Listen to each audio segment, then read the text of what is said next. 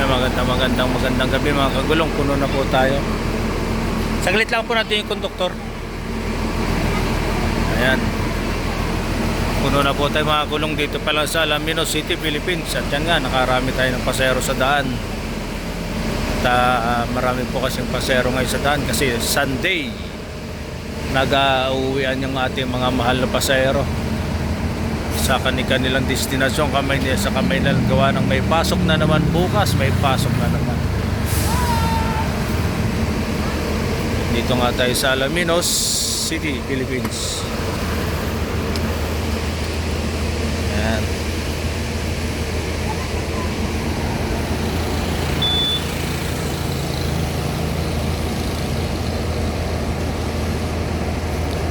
$10.40 po, tulad pa rin po ng dati. $10.40 pa rin ang alis natin dito sa Alaminos City.